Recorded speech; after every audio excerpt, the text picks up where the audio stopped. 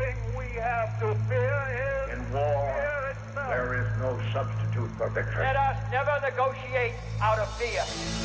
We stand undivided, forever united, fighting hand in hand for the liberty we've earned, for glory and honor, for our sons and daughters, ever mindful of the lessons we've learned. Let the torch of freedom burn.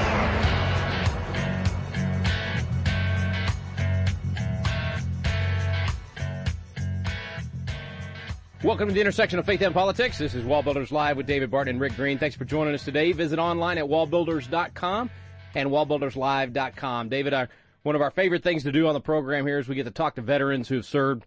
I mean, we've had a lot of World War II veterans on here, Vietnam vets, Korean War vets, you name it, really cool stories.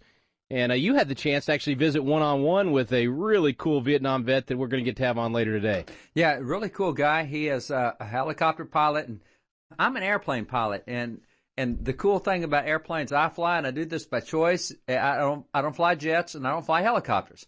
Because if my plane goes down, fixed-wing planes that I fly, single-engine land planes, I've got a great glide ratio. For every mile high I am, I can glide 7 miles. So I can find somewhere to land. If my engine goes out, I'm okay. I've got no trouble. It's like Senator Jim Inhofe. I remember back when President Clinton, he was going to an event. Jim Inhofe is a great pilot. Senator Inhofe is really good.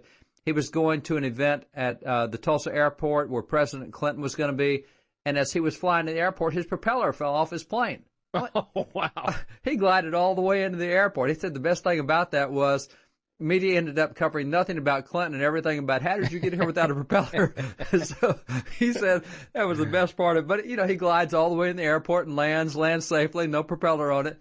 So if you lose an engine on those planes, that's great. But, man, you lose an engine on a jet. Now, if you got 2 engines, that's okay. But if you got a single-engine jet and you lose an engine, Bubba, you got some trouble because they don't glide. They glide about like a rock does. And helicopters, I mean, when a helicopter, you lose an engine there, you're in trouble. At least I thought. And as it turns out, one of the 2 kids I got in the military, our youngest son, helicopter pilot. And I have to kind of retract that position because now if an engine goes out, he can land a helicopter as any helicopter pilot can. And I didn't realize that could be done. Now, it may land a little faster and rougher than what you would prefer, but you get one shot at landing every helicopter unless it's just been blown out of the sky. But if you lose an engine, and so I was talking to our guest today, and he'd been shot down 8 times. I'm going, oh, no way, not in a helicopter. And so he really had some cool stories. We were just talking about some of the times he was shot down and some of the things that happened and what happened in Vietnam. And I thought, as intrigued as I am, I could stand here and listen to him go on for a few hours with his stories. I know he's going to be fun to listen to for everybody. So thought he'd be a good guy to have on and a good guy to cover some stuff on Vietnam, quite frankly. And we just don't have as many vets as we would like on Vietnam. But here, this is going to be a good one. Johnny Wilkes. Yeah, and it'll be totally different and new for me. I've never had the chance to interview a helicopter pilot, so this is going to be very cool. Excited about it. Johnny Wilkes will be our guest. Stay with us right here on WallBuilders Live.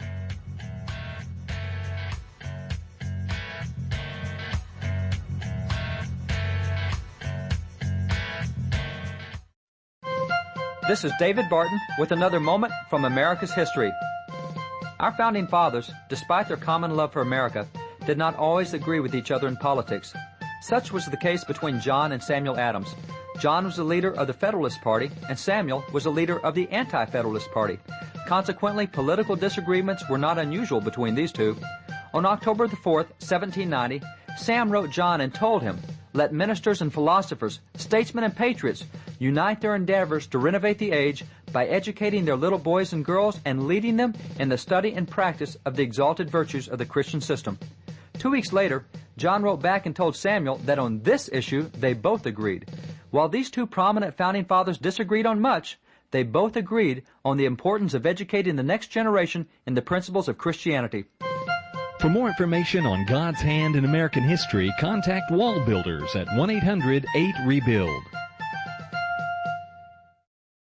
Let the torch of freedom burn.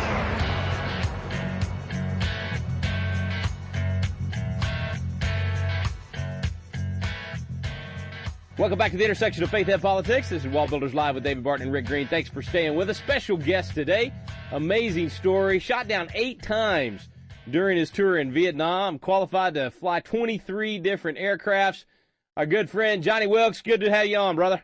Thank you so much, Rick. Good to be with you. Hey, man. So what made you want to fly so bad? Oh, it's a funny story. I actually didn't want to fly. I didn't know anything about it. I was in school to be a veterinarian at Abraham Baldwin Agricultural College in Tifton, Georgia. That's a big jump from being a veterinarian to flying fighter choppers. Well, it happened real quick. I came home for a weekend from college and came in. My mother was crying, all upset. She had seen on TV one of the guys I went to school with killed right there on TV. If you'll recall, it may be a little before your time, but the way the news media worked back then, a reporter would be standing there making his report, and they would always have a scene behind him if something happened. This particular time, there were 2 guys filling sandbags behind him. At when it happened, I didn't know exactly what it was. Mama didn't know what it was. But they were standing in a 105 pit. Now, we'd bring in the 105 howitzers, and they'd put sandbags around them to protect them from incoming rocket fire. And these 2 guys were standing there filling sandbags. And while the reporter was making this report, a mortar round landed and killed those 2 guys. Oh, now, wow. Right on television. Yeah, right on television. And, you know, the camera goes everywhere, and there's dust all over the place. And whenever the dust settled, the 2 guys were gone. And, of course, they moved the scene and all. And Mama was upset because she had just recognized that one of those guys is the guy I went to high school with. And I was furious. I didn't know about Vietnam. Didn't know where Vietnam was. Didn't care about Vietnam. But it infuriated me. They were killing my friends over there. And that was on Friday afternoon Friday night when I got home from college. Sunday, went back to college, and Monday morning went straight down to the recruiter's office and told him I wanted to go to Vietnam fight. And he started asking questions. I'd been in ROTC and in college. He says, how about helicopter school? I'll send you to helicopter school. And I said, I don't know anything about flying. I just want to go to Vietnam. He said, oh, you'll go. They all go. And that's how I ended up in flight school. Oh, wow. Okay, so when you went over then, how old were you? I turned 21 in Vietnam. 21. All right, so my nickname was Granny, and I was 21 years old. You're kidding me. No, but you know, everybody gets a handle. You know, the military pilots get a handle. My handle was Granny. It's written on the back of my flight helmet. You're kidding. The reason was I don't take chances. Oh, wow. They say I fly like a granny. That's okay. I'm still here. I'm in my 49th year of flying Army helicopters, strapping them on my backside. Well, now, David told me that you were shot down 8 times. How do you survive getting shot down 8 times? Now, and remember, being shot down every time doesn't mean you're shot up or anything. One of the funniest ones, I guess, was one time they shot out an engine. And remember, I've got 2 engines, and I'm dropping off a load, and just as I'm dropping off, they shoot out an engine.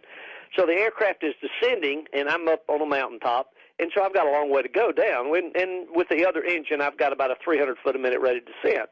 And so I'm looking for some place to put it down because it won't keep flying. And I called back the base and told them I'd lost an engine and they're going to send it out. And I saw this place to land, and it just turned out there was a sniper, a North Vietnamese sniper, sitting there. He was eating his lunch. He was eating a bowl of rice, and he was faced away from us, and he had an AK-47 across his knees. And we landed on him. I could see him through the chin bubble. Now, the chin bubble at Chinook is about 9 feet off the ground at this point. And I can see him sitting there. Of course, he sees us land on top of him. He throws the rice up, grabs his AK. I'm screaming for us to get out of there, trying to shoot him with my pistol. Can't get it out. It hung in my harness. I never got it out. And we fall off the mountain, and away we go. We ended up landing down on the road. They brought us another aircraft. They took the broken one. I took the other aircraft and went on about my business. You went right back in the air. Yeah, it's exactly what you do. The very first shoot down was my hydraulics. I just made aircraft commander, and we're flying along from Pleiku to Bambi Tuit, and just going along. And now over there, back then, we didn't have the navigation they have nowadays. They have what they call NDBs, non-directional beacons, and they would put the Armed Forces radio station on there, so they got playing all this music on there. So we listen to the music as we're navigating, and we're tracking inbound. And something was wrong. A voice inside me kept saying, something is wrong. And I couldn't see anything wrong. Everything looked good. I asked the flight engineers, Chief, you got any problems back there? Did everything look all right? No, sir, everything's fine back here. And the other guy was flying, and so I took the flight controls just to see, but there was nothing wrong. They felt fine. And for some reason, I believe I know what it was now, for some reason I decided to just make a left 360-degree turn just to feel the aircraft in a turn. And as soon as I turned, they opened up on us. What had happened was the North Vietnamese had gotten a radio transmitter, tuned it to the same station. But their transmitter was stronger than ours, so it was drawing us into them. And beside their transmitter, they had a 51 caliber machine gun. Oh. And so when our aircraft turned, they thought we had made them, evidently, and they opened fire on us, but we were still about 3 miles away. So they shot up the back end of the helicopter and took out our hydraulics. And I was able to land on a field down there on the side of the road, and, you know, Mayday on the way down, and they came out, and I told them where the fire came from. They never found them there. But that was the way they played it. Yeah. Man. But so you're not dead or you're not in the hospital every time you get shot down. Right, but still, I mean, it's just I can't imagine that many times going down and you just get right back in there. That's pretty amazing. In fact, there were some jokes about having magnets in my back end. I don't know what that was all about, though. Oh man! So and I understand over the course of your service, over 25 different medals. Yeah, well, I've got 28 different air medals. I've got a chest full of medals that won't buy me a cup of coffee in any Waffle House in town. Well, we sure are thankful for you and being willing. So that's why we love interviewing veterans and just getting your stories. I mean, a lot of folks have no idea what it's like to serve or what's been done for them. We're a spoiled society. We get to enjoy all this freedom, but we don't have to pay much of a price for it. And you guys are the ones that pay the price. So. Those medals certainly mean something to those of us that understand the price of freedom, and we appreciate it. We got to take a quick break, Johnny. We'll be right back. Johnny Wilkes, our guest. Stay with us here on WallBuilders Live.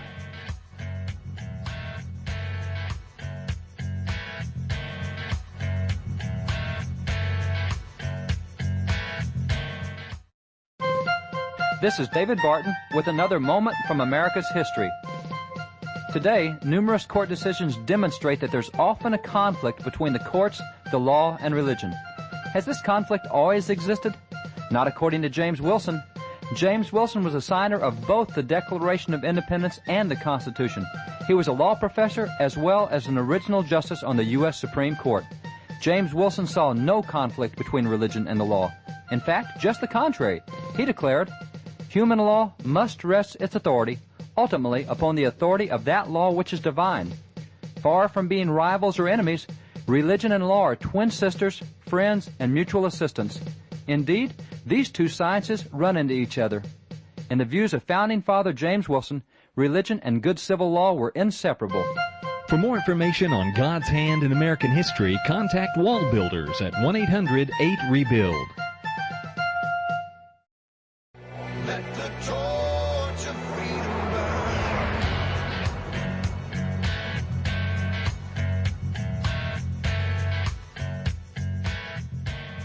Welcome back. Thanks for staying with us here on WallBuilders Live. We're talking to Johnny Wilkes about his experience. We've been talking, Johnny, about your time in the service, but what did you do when you got out of the service?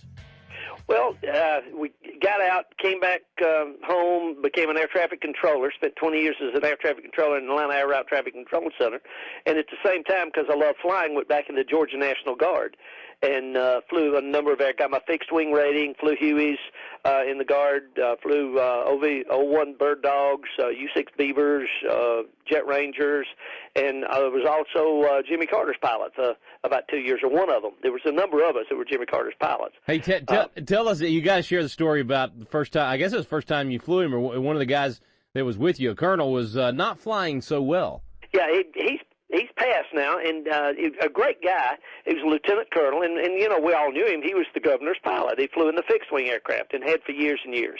And one day I get a call from him one Saturday morning, and he says, "You want to come fly with me, fly the governor?" And I said, "Certainly."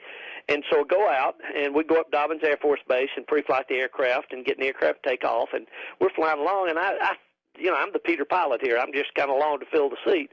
And we get over to the governor's mansion. He says, "You make the approach." And I thought, okay, he wants to see what can I do this now?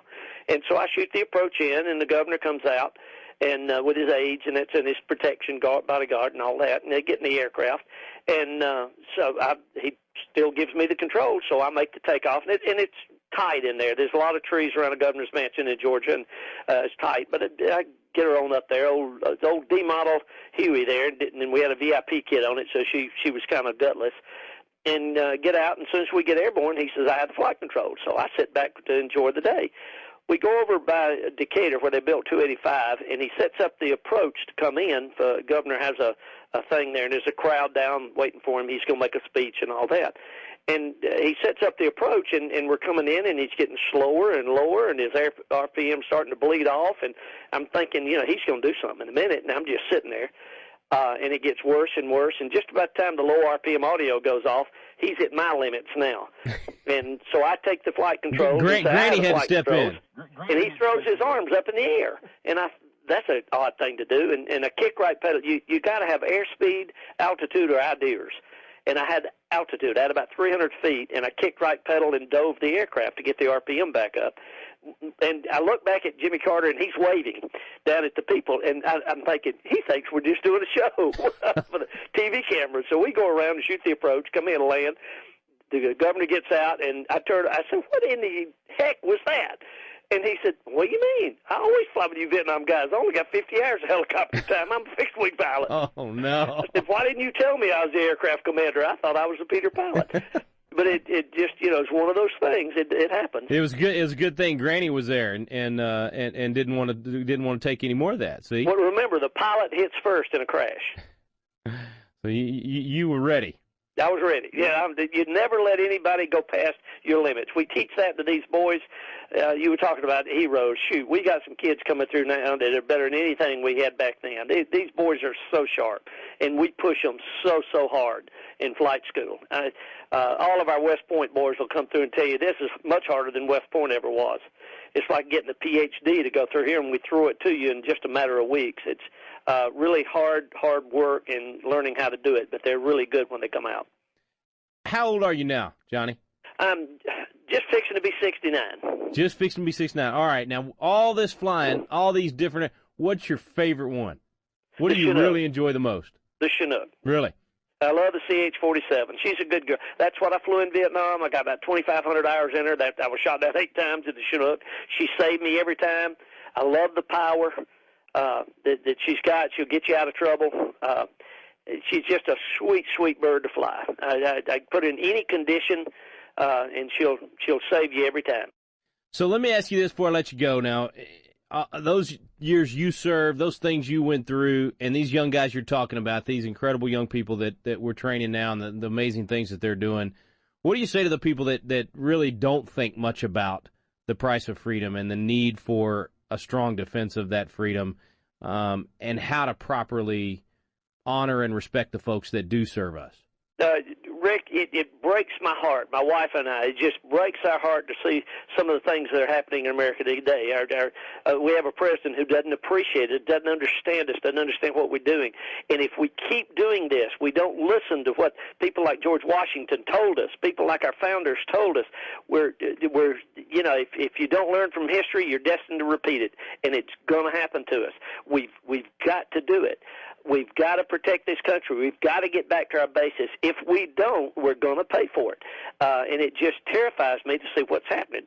A $17 trillion debt, I mean, there's just no way that that's going to work out good for us. If it looks like a duck and quacks like a duck, it's probably a duck, and that one is a duck. And there's so many different areas there. We're cutting back in the military now. We were buying new helicopters for the Iraqi army to train in. We're buying new helicopters for the Afghans to train in.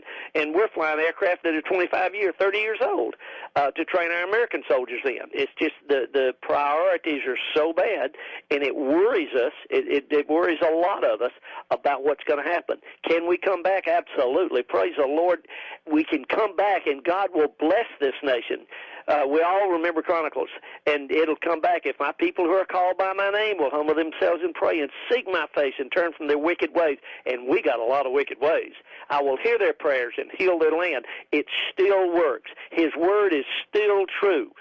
those 66 books have enough knowledge in there. If we'll just turn back to that, we're going to be okay. But we got to turn back to where we had at the beginning. He talked about that in those 7 churches in Revelations. We must turn back. Come back to your first love.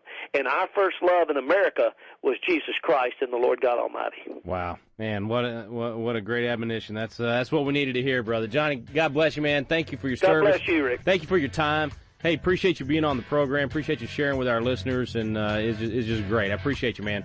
Thank you. God bless. Back in a moment with David Barton.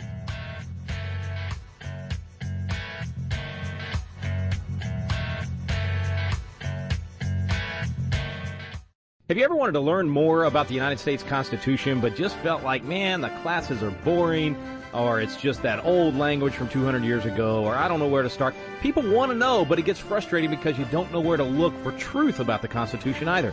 Well, we've got a special program for you available now called Constitution Alive with David Barton and Rick Green, and it's actually a teaching done on the Constitution at Independence Hall in the very room where the Constitution was framed. We take you both to Philadelphia, the cradle of liberty in Independence Hall, and to the WallBuilders Library, where David Barton brings the history to life to teach the original intent of our founding fathers. We call it the Quick Start Guide to the Constitution because in just a few hours through these videos, you will learn the Citizen's Guide to America's Constitution. You'll learn what you need to do to help save our constitutional republic. It's fun, it's entertaining, and it's going to inspire you to do your part to preserve freedom for future generations. It's called Constitution Alive with David Barton and Rick Green. You can find out more information on our website now at wallbuilders.com. Let the torch of freedom burn.